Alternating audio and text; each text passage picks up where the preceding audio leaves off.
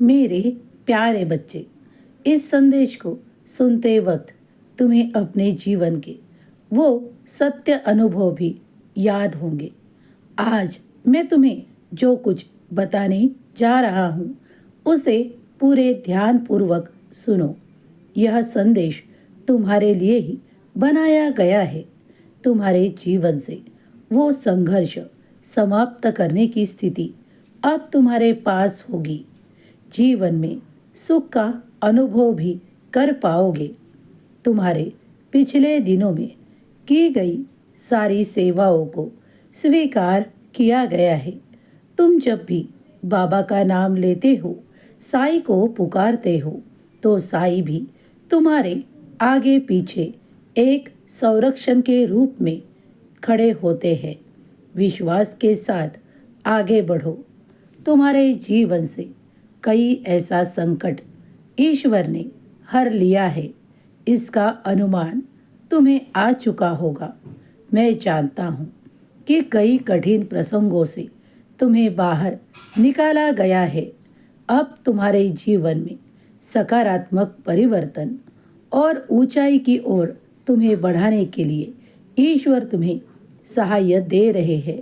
अब उस ईश्वर के सहाय को लेकर तुम आगे बढ़ोगे। आज जो कोई मेरा बच्चा इस संदेश को सुनेगा वो सुनता ही रहेगा, क्योंकि मैं चाहता हूँ कि तुम इसे पूरा सुनो और अपने जीवन से उन चिंताओं को दूर करने के लिए मैं तुम्हें आशीर्वाद प्रदान कर रहा हूँ। अब तक तुम्हारी रातों की नींद भी बहुत बार खुलती थी, क्योंकि तुम्हारे मन में वो चिंता थी।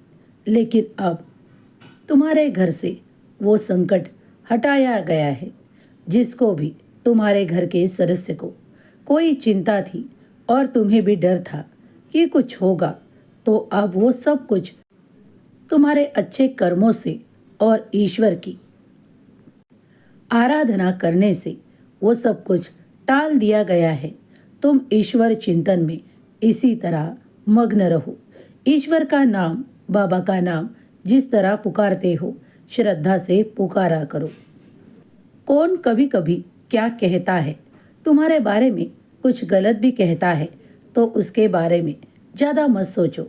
कोई विरोधी तुम्हारे बारे में अगर बार बार कुछ विरोधी तत्व के साथ बात करता है, तुमसे कुछ ऐसा अलगाव रखता है, तो रखने दो। तुम चिंता मत करो, क्योंकि यह समय कठिनता से भरा हुआ था, इसीलिए तुमने यह सब कुछ देखा है। लेकिन आगे चलकर तुम्हें यह देखना नहीं पड़ेगा। बाबा तुम्हारे सारे दुखों को हरने के लिए आज तुम तक आए हैं। विश्वास के साथ आगे बढ़ने के लिए तैयार हो जाओ। जो कोई भी मेरा बच्चा इस वक्त इस संदेश को सुनेगा, उसके जीवन से वो संघर्ष और वो विपदा हटाई जाएगी। सत्य मानो, क्योंकि ईश्वर ही सत्य है। तुम्हारा कल्याण होगा।